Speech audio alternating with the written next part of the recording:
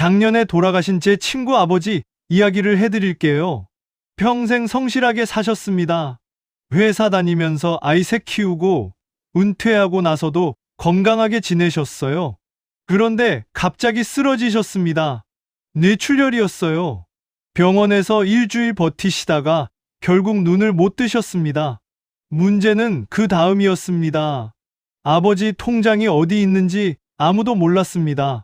보험이 있는지 없는지도 몰랐어요. 아버지가 어디에 얼마를 넣어뒀는지 아무것도요. 삼남매가 각자 기억나는 대로 뒤지기 시작했습니다. 서랍 열고 옷장 뒤지고 컴퓨터 뒤져보고 한 달이 지나도 제대로 정리가 안 됐습니다.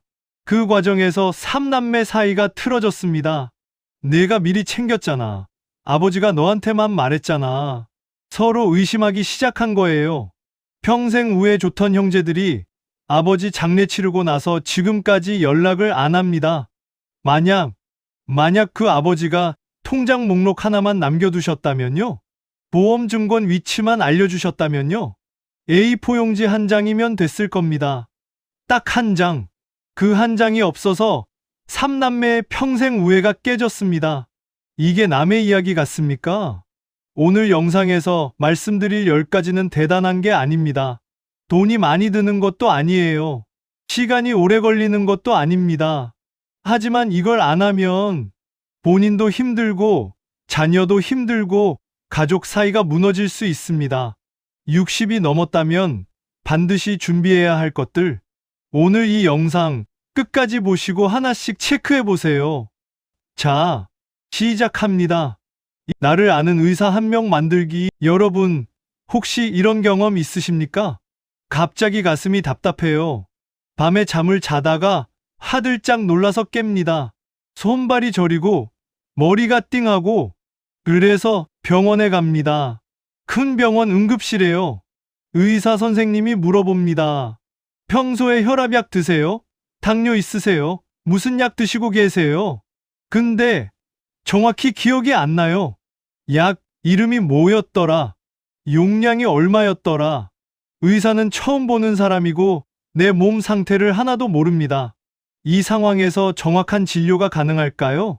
실제 사례. 제가 아는 70대 어르신 한 분이 계세요.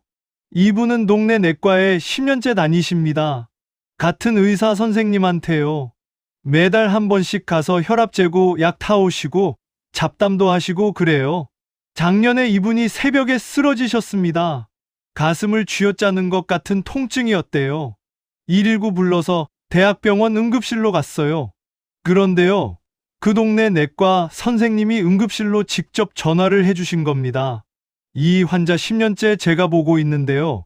혈압약 이거 드시고 당뇨 이 정도고 작년에 스텐트 시술 받으셨고 다 설명해 주신 거예요. 응급실 의사가 바로 상황 파악이 됐습니다. 시간 낭비 없이 처치가 들어갔어요. 그 어르신 지금 건강하게 살아 계십니다. 내 몸을 아는 의사가 한 명 있다는 것. 이건 보험보다 강력합니다. 억대 실비보험 들어봤자 응급 상황에서 내 몸 상태 아는 의사 한 명만 못합니다. 지금 당장 하실 수 있는 일이 있어요. 동네 병원 하나 정하세요. 내과든 가정의학과든 상관없습니다. 거기에 한 달에 한 번 아무 일 없어도 가세요. 혈압 재러 간다고 하시면 됩니다. 그렇게 1년, 2년 얼굴 비추다 보면 그 의사 선생님이 여러분의 건강 주치의가 됩니다. 이건 돈 주고 못 사는 겁니다. 재산 목록 정리하기. 여러분, 놀라운 통계 하나 알려드릴게요. 현재 대한민국의 주인을 찾지 못한 휴면 예금이 얼마인 줄 아십니까? 1조 원이 넘습니다. 찾아가지 않은 보험금도 10조 원이 넘어요. 이게 다 어디서 온 돈이겠습니까? 돌아가신 분들이 어디에 뭘 넣어뒀는지 안 알려주고 가신 겁니다. 자녀들이 찾으려고 해도 못 찾은 거예요. 한번 상상해 보세요. 어느 날 갑자기 부모님이 돌아가십니다. 장례 치르느라 정신없어요. 그런데 49제 끝나고 나니까 이제 정리를 해야 합니다. 부모님 통장이 어디 있지? 몇 개나 있지? 보험은 뭐가 있지? 만기된 적금은? 연금은? 아무것도 모릅니다. 은행마다 찾아가서 사망신고서 내밀고 혹시 돌아가신 분 이름으로 된 계좌 있나요? 물어봐야 해요. 보험사마다 전화해서 확인해야 합니다. 그것도 자녀가 3명이면 3명이 다 같이 서류 들고 다녀야 해요. 위임장 받고 인감증명 받고 이 과정에서 형제들 사이에 의심이 생깁니다. 형이 미리 빼돌린 거 아니야? 엄마가 너한테만 말했잖아. 이거 막을 수 있습니다. 아주 간단해요. 지금 당장 A4 용지 한 장 꺼내세요. 거기에 이렇게 쓰시면 됩니다. 첫째, 은행 통장 목록. 어느 은행, 무슨 통장, 계좌번호. 둘째, 보험 목록. 어느 보험사, 무슨 보험, 증권번호. 셋째, 연금 목록. 국민연금, 퇴직연금, 개인연금 뭐가 있는지. 넷째, 부동산, 등기부등본 어디 있는지. 다섯째, 빚, 대출 받은 거 있으면 그것도 적어두세요. 이 종이 한 장을 금고에 넣어두세요. 그리고 자녀들한테 금고 비밀번호 알려주시면 됩니다. 어려운 거 아닙니다. 오늘 저녁에 할 수 있어요. 이 종이 한 장이 자녀들 사이의 다툼을 막아줍니다. 스마트폰과 친해지기. 현실 직시. 솔직하게 여쭤볼게요. 스마트폰으로 은행 업무 보실 수 있습니까? 병원 예약 앱으로 할 수 있으십니까? 카카오톡으로 사진 보내고 영상 통화하실 수 있습니까? 유튜브에서 원하는 영상 검색해서 찾을 수 있으십니까? 여기서 아니오가 3개 이상이시면 심각하게 생각하셔야 합니다. 왜냐고요? 미래 예측. 지금부터 10년 뒤를 상상해 보세요. 은행 창구는 더 줄어들 겁니다. 이미 줄어들고 있잖아요. 병원 접수도 키오스크로 바뀌고 있습니다. 식당 주문도 테이블에서 태블릿으로 해요. 버스표, 기차표도 앱으로 예매합니다. 10년 뒤에는요? 지금보다 훨씬 더 디지털화될 겁니다. 그때 가서 배우시겠습니까? 70대에 처음 배우는 것과 60대에 익숙해지는 것은 완전히 다릅니다. 지금 배워두면 10년 뒤에도 세상과 연결될 수 있습니다. 그리고요, 더 중요한 게 있어요. 자녀들, 손주들과 연결되는 겁니다. 요즘 젊은 사람들은 전화 안 합니다. 카톡하고 영상통화해요. 손주 사진도 카톡으로 보내고 동영상도 카톡으로 와요. 이걸 못 보면 손주 자라는 거 못 보는 겁니다. 멀리 사는 자녀와 영상통화 못하면 얼굴 보기가 어려워져요. 스마트폰 하나 잘 다루면 외롭지 않습니다. 세상과 연결되고 가족과 연결됩니다. 어렵게 생각하지 마세요. 가까운 주민센터에 가시면 어르신 스마트폰 교육 있습니다. 무료예요. 통신사 대리점에 가셔도 기본 사용법 알려줍니다. 자녀한테 물어보셔도 되고요. 창피한 거 아닙니다. 배우려는 자세가 젊은 겁니다. 하루에 10분씩만 연습하세요. 한 달이면 기본은 다 하실 수 있습니다. 은퇴하고 나면 수입이 확 줄어듭니다. 월급 400만 원 받던 사람이 연금 150만 원 받는 거예요. 그런데요, 지출은 그대로입니다. 안 보는 유료 채널 매달 2만 원, 안 가는 헬스장 회비 매달 5만 원, 필요 없는 보험료 매달 30만 원, 안 쓰는 신용카드 연회비, 이런 것들이 모이면 한 달에 50만 원이 훌쩍 넘어갑니다. 연금 150만 원 받는데 고정 지출이 50만 원이면요? 생활비로 쓸 수 있는 돈이 100만 원밖에 안 됩니다. 거기서 공과금 내고 관리비 내고 밥 먹고 나면 남는 게 없어요. 경조사비? 병원비? 갑자기 필요한 돈? 적금 깨야 됩니다. 자녀한테 손 벌려야 해요. 이번 달에 꼭 하셔야 할 일이 있습니다. 통장 내역서 뽑으세요. 카드 내역서도 뽑으세요. 그리고 매달 자동으로 빠져나가는 돈을 쭉 보세요. 거기서 이거 진짜 필요한가 따져보세요. 필요 없으면 해지하세요. 전화 한 통이면 됩니다. 보험은요? 60 넘으면 사망보험 같은 거 이제 필요 없습니다. 실손보험만 남기세요. 자동차 보험도 운전 안 하시면 해지하시고요. 매달 30만 원만 줄여도 1년이면 360만 원입니다. 작은 돈 아니에요. 뇌스테드닝이라는 말 들어보셨습니까? 스웨덴어로 죽음의 청소라는 뜻입니다. 무서운 말 같지만 실은 아주 지혜로운 개념이에요. 내가 죽기 전에 내 물건을 미리 정리해 두는 겁니다. 부모님 돌아가시면 자녀들이 뭘 해야 되는지 아십니까? 장례 치르고 나서 그 많은 짐을 정리해야 합니다. 옷장 열어보세요. 수십 년 모은 옷들. 서랍장 열어보세요. 무슨 서류인지도 모를 종이들. 창고 열어보세요. 버리기 아깝다고 쌓아둔 잡동사니들. 이걸 자녀들이 일일이 열어보고 분류하고 버려야 합니다. 한두 시간에 끝날 일이 아니에요. 며칠씩 걸려요. 그 과정에서요. 자녀들 마음이 무너집니다. 아버지 양복 꺼내면 아버지 생각나고, 어머니 브로치 꺼내면 어머니 목소리가 들리고, 슬픔 속에서 그 많은 짐을 치워야 하는 거예요. 자녀들한테 그 짐 물려주지 마세요. 지금부터 조금씩 비우세요.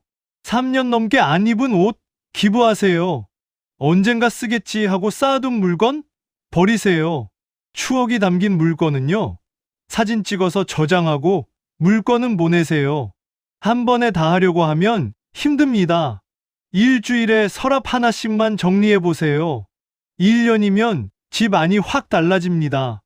이건 자녀를 위한 일이 아닙니다. 나를 위한 일이에요. 물건이 줄어들면 마음도 가벼워집니다. 이 주제 말씀드리면 많은 분들이 이렇게 말씀하세요. 아이고, 불길하게 왜 그런 소리야. 그런 거 쓰면 빨리 죽는다. 우리 자식들은 안 싸워. 정말 그럴까요? 제가 아는 이야기 하나 해드릴게요. 실제 사례. 어느 집에 형제가 셋이 있었습니다. 아버지가 돌아가시고 재산 정리를 하게 됐어요. 아버지는 아무런 유언을 안 남기셨습니다. 너희들이 알아서 잘 나눠라 그러셨대요. 그런데 문제가 생겼어요. 큰아들은 내가 아버지 병간호 다 했으니까 더 받아야 된다 합니다. 둘째는 내가 아버지 사업 도왔으니까 더 받아야 된다 합니다. 막내딸은 법대로 똑같이 나누자 합니다. 의견이 안 맞으니까 결국 소송까지 갔습니다. 변호사비에 재판비에 재산의 상당 부분이 그쪽으로 다 나갔어요. 형제들은 지금까지 연락을 안 합니다. 유언장의 힘. 만약 아버지가 유언장 하나만 남겨두셨다면요. 장남에게 40%, 둘째에게 30%, 막내에게 30% 준다. 이 집은 어머니가 돌아가실 때까지 어머니 거다. 이렇게만 적어두셨어도 싸울 일이 없었습니다. 불만이 있어도 아버지 뜻이니까 라고 받아들일 수 있거든요. 유언장은 재산 분배 기준이 아닙니다. 가족을 지키는 마지막 장치예요. 사전연명 의료의향서. 그리고 하나 더 준비하셔야 할 게 있어요. 사전연명 의료의향서입니다. 이건 뭐냐면요. 만약 내가 의식이 없고 회복 가능성도 없을 때 인공호흡기를 달 것인지 심폐소생술을 받을 것인지 이런 결정을 미리 해두는 서류입니다. 이게 왜 필요하냐고요? 이게 없으면 자녀들이 결정해야 합니다. 아버지 인공호흡기 떼면 돌아가시는데 뗄까요 말까요? 이 결정을 자녀한테 떠넘기는 거예요. 그 결정을 내린 자녀는 평생 죄책감에 시달립니다. 내가 미리 정해두면 자녀들이 그 무거운 짐을 안 져도 됩니다. 가까운 보건소나 국민건강보험공단 지사에 가시면 무료로 작성하실 수 있어요. 유언장과 사전연명의료의향서. 이 두 가지는 자녀에게 주는 마지막 선물입니다. 7점 관계 정리하기. 공감, 유도. 여러분, 연락처에 몇 명이나 저장되어 있습니까? 아마 수백 명은 될 겁니다. 그 중에서요. 내가 힘들 때 연락할 수 있는 사람 몇 명입니까? 새벽 2시에 전화해도 받아줄 사람요. 돈 10만 원 빌려달라고 해도 기꺼이 빌려줄 사람요. 병원에 입원했을 때 와줄 사람요. 손에 꼽을 겁니다. 핵심 메시지. 60이 넘으면 관계도 정리해야 합니다. 억지로 만나는 모임 있잖아요. 가기 싫은데 의무감에 가는 동창회, 개모임, 향후회. 거기서 시간 쓰고 돈 쓰고 기운 빠지고 그렇게 해서 남는 게 뭡니까? 돌아오는 길에 오늘 왜 갔나 후회합니다. 그런 모임은 정리하셔도 됩니다. 진짜 관계의 의미. 대신요. 진짜 마음 나눌 수 있는 사람은 챙기세요.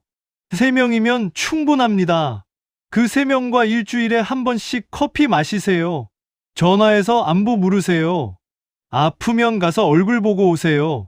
그렇게 깊은 관계 3개가 얕은 관계 100개보다 낫습니다. 60 넘으면 관계의 양이 아니라 질입니다. 좋은 친구 3명 있으면 외롭지 않습니다. 그리고 무엇보다 배우자가 최고의 친구여야 합니다. 이건 나중에 다시 말씀드릴게요. 몸을 쓰는 취미 하나, 충격적 사실. 제가 충격적인 사실 하나 알려드릴게요. 60대에 근육이 얼마나 빠지는지 아십니까? 아무것도 안 하면요. 10년의 근육의 30%가 사라집니다. 60에 건강하던 사람이 70에 걷기 힘들어지는 이유가 뭘까요? 근육이 없어서 그래요.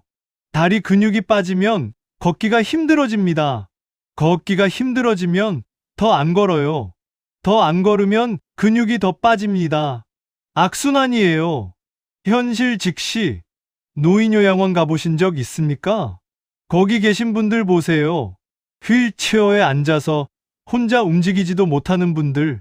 누군가 먹여줘야 밥을 먹고 누군가 씻겨줘야 씻는 분들. 그분들도요. 60대 때는 다 건강하셨습니다. 나는 괜찮겠지 하셨을 거예요. 그런데 10년, 20년 지나고 보니 거기 계신 겁니다. 해결책. 근육은 쓰면 유지되고 안 쓰면 사라집니다. 60대에 꼭 해야 할 일이 있어요. 몸을 쓰는 취미 하나 만드세요. 헬스장 가라는 게 아닙니다. 그건 지겨워서 오래 못해요. 재미있는 걸 찾으세요. 등산 좋아하시면 등산하세요. 일주일에 한 번이면 됩니다. 수영 좋아하시면 동네 수영장 등록하세요. 텃밭 가꾸기도 좋습니다. 허리 숙이고 호미질하고 물 주고 이게 다 운동이에요. 파크 골프 치시는 분들 많잖아요. 걸어 다니면서 치니까 운동됩니다. 뭐든 좋습니다. 몸을 움직이는 거면요. 중요한 건 즐겁게 해야 오래 한다는 겁니다. 60대의 근육이 70대의 삶을 결정합니다. 지금 만드세요. 작은 수입원 하나 만들기. 심리적 접근. 은퇴하고 나서 제일 힘든 게 뭔지 아십니까? 돈이 없어서가 아닙니다. 내가 쓸모없는 사람이 됐다는 느낌이에요. 평생 일하면서 살았잖아요. 매달 월급 받으면서 그 돈으로 가족 먹여 살리고 자녀 교육시키고 그게 내 존재 가치였습니다. 그런데 은퇴하고 나니까 더 이상 버는 돈이 없어요. 연금은 받지만 그건 내가 버는 느낌이 아니잖아요. 자존감의 문제에 저축한 돈 쓰면서 미안해지기 시작합니다. 배우자한테 오늘 커피값 좀 하기가 어려워져요. 자녀한테 용돈 받으면 고마우면서도 마음이 불편합니다. 이게 쌓이면 우울해져요. 나는 이제 짐이구나 이런 생각이 드는 거예요. 해결책. 그래서 작은 수입원이 필요합니다. 큰 돈이 아니어도 됩니다. 월 30만 원이면 충분해요. 내가 스스로 벌어서 쓰는 돈이 있다는 것. 이게 자존감을 유지해 줍니다. 그 돈으로 배우자한테 커피 사주고 손주한테 용돈 주고 기분이 다릅니다. 구체적 방법. 어떻게 버냐고요? 주 15시간 이하 일하는 시니어 일자리 있습니다. 복지관이나 주민센터에 물어보세요. 배달 알바도 있어요. 요즘 자전거로 하시는 분들 많습니다. 운동도 되고요. 재능이 있으시면 과외도 됩니다. 영어든 수학이든 피아노든 손재주 있으시면 수공예품 만들어서 팔 수도 있어요. 온라인으로 글 쓰는 거 좋아하시면 블로그로 수익 내시는 분들도 있습니다. 뭐든 좋아요. 내가 스스로 번 돈이면요. 30만 원이 30억보다 소중할 수 있습니다. 내가 번 돈이니까요. 배우자와 진지한 대화, 감동적 도입, 마지막 10번째입니다. 어쩌면 이게 제일 중요할 수도 있어요. 여러분, 배우자와 이런 대화 해보신 적 있습니까? 당신이 먼저 가면 나는 어떻게 해? 내가 먼저 가면 당신은 어떻게 할 거야? 아마 대부분 안 해보셨을 겁니다. 어색하니까요. 불길하기도 하고요. 현실. 하지만 현실은 이겁니다. 두 분 중에 한 분이 먼저 갑니다. 이건 피할 수가 없어요. 그때 남은 사람은 막막합니다. 갑자기 혼자가 되는 거예요. 은행 일은 누가 봐주나? 병원은 누가 데려가 주나? 밥은 어떻게 해 먹나? 평생 둘이 하던 일을 갑자기 혼자 해야 합니다. 그 준비가 돼 있어야 해요. 꼭 나눠야 할 대화. 그래서 지금 배우자와 이 대화를 하셔야 합니다. 첫째, 돈 이야기. 통장이 어디 있는지, 비밀번호가 뭔지, 보험은 어떤 게 있는지 서로 다 알고 있어야 합니다. 둘째, 마지막 준비 이야기. 어디에 묻히고 싶은지, 장례는 어떻게 치르고 싶은지, 이건 미리 정해두면 남은 사람이 편합니다. 셋째, 일상생활 이야기. 남편분은 밥 짓는 법 배워두세요. 세탁기 돌리는 법, 청소하는 법도요. 부인분은 은행 업무 보는 법 배워두세요. 자동차 관리하는 법도요. 상대방이 하던 일을 내가 할 줄 알아야 혼자 남아도 살 수 있습니다. 마무리 메시지. 이 대화가 어색하실 거예요. 슬프기도 하고요. 하지만 이게 서로를 진짜 사랑하는 방법입니다. 내가 먼저 가더라도 당신이 잘 살 수 있도록, 당신이 먼저 가더라도 내가 잘 살 수 있도록 서로의 마지막을 준비해 주는 것. 그게 진짜 사랑입니다. 엔딩. 정리. 오늘 말씀드린 10가지 정리해 드릴게요. 하나, 나를 아는 의사 한 명 만들기. 둘, 재산 목록 정리하기. 셋, 스마트폰과 친해지기. 넷, 돈 새는 구멍 막기. 다섯, 죽기 전에 정리하기. 여섯, 유언장과 사전연명 일요의 향서. 일곱, 관계 정리하기. 여덟, 몸을 쓰는 취미 하나. 아홉, 작은 수입원 하나. 열, 배우자와 진지한 대화. 이 10가지 하나도 어렵지 않습니다. 돈이 많이 드는 것도 아니에요. 하지만 이걸 하느냐 안 하느냐가 10년 뒤, 20년 뒤의 삶을 완전히 바꿉니다. 오늘 영상 보시면서 나도 해야겠다 생각하셨다면요. 오늘 당장 하나만 하세요. 통장 목록 적든, 의사 예약하든, 배우자와 대화하든 딱 하나만요. 내일 해야지는 영원히 안 합니다. 오늘 하나가 인생을 바꿉니다. 이 영상이 도움이 되셨다면요. 주변 분들께도 공유해 주세요. 부모님께, 형제분들께, 친구분들께. 누군가의 노후가 달라질 수 있습니다. 구독과 좋아요는 저한테 큰 힘이 됩니다. 다음 영상에서 더 좋은 이야기로 찾아뵙겠습니다. 감사합니다.